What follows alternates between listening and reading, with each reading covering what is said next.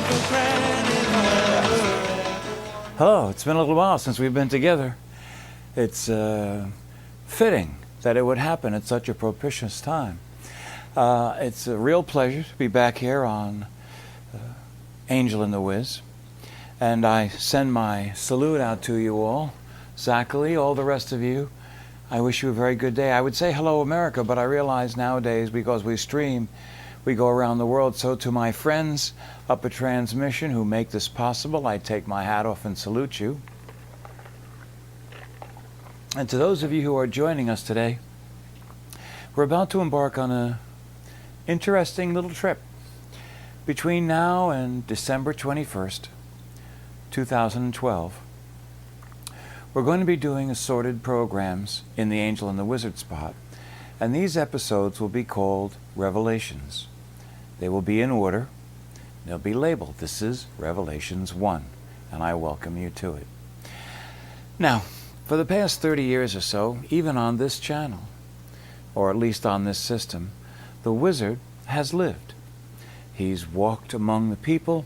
He's been a part of their lives. You folks have tuned in. You've watched me grow and age to where I am now.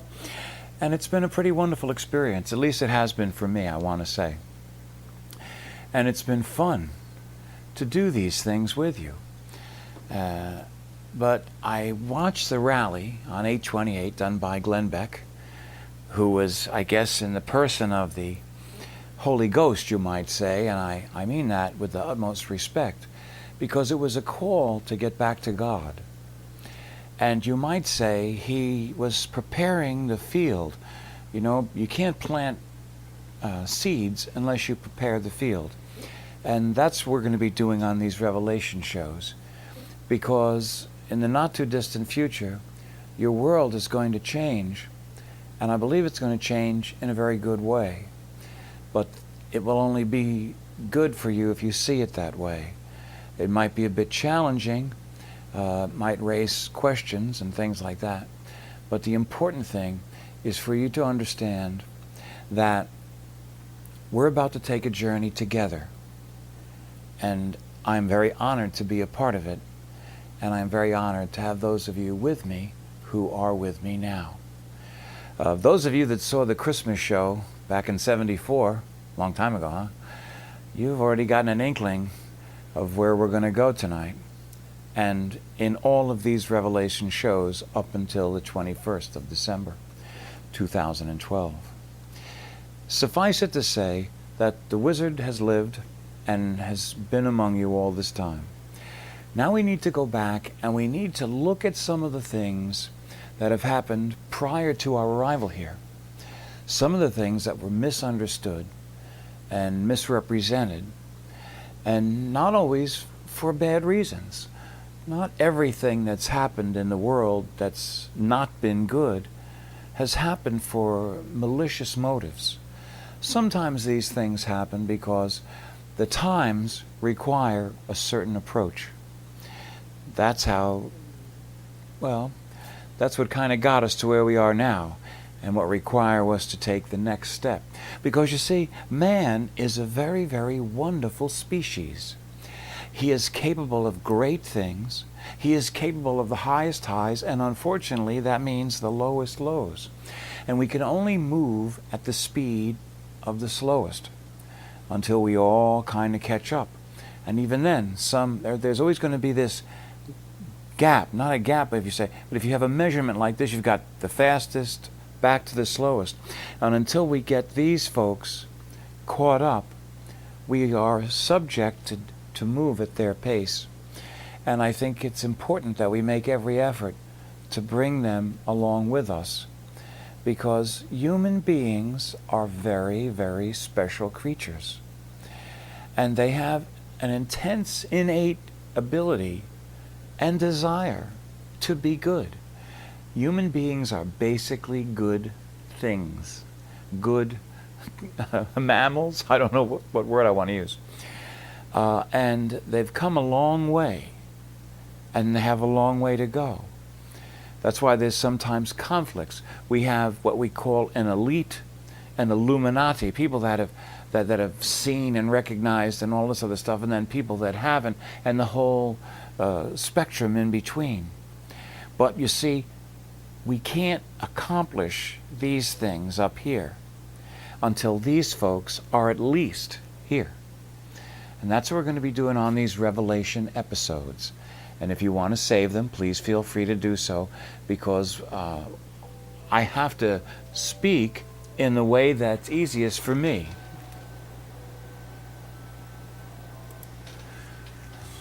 Special top-level call. We have to get those. They're very, very important. Now, where were we? Well, the series of shows is going to deal with a lot of different things, a lot of them associated with religious interpretations and possible misunderstandings. But the point that I was really trying to make is that when we have to teach at the level of the people, or at a level that people can understand. And that is why when we look at someone like Jesus, Jesus taught using stories. He would use what we would now today call illustrative examples, as opposed to saying 1 and 1 is 2. He would show that if you take this acorn, put it next to that acorn, all of a sudden you have 2 acorns. He would tell through stories and through demonstrations and things like that. And he said many, many wonderful things. And indeed, one of the great things about Jesus was that he was trying to lift man up to the next level. He was trying to get man to be better than an eye for an eye, a tooth for a tooth.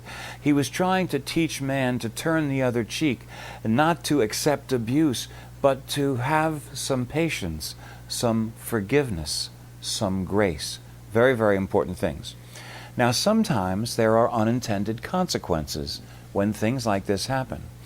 And years after Jesus was gone, passed on, and we'll discuss a lot of things. Jesus, Mary Magdalene, etc., etc. Many years after Jesus was gone, an effort was made to have his teachings stand out from all other men. And one of the ways that could be done would be to claim that he was God on earth.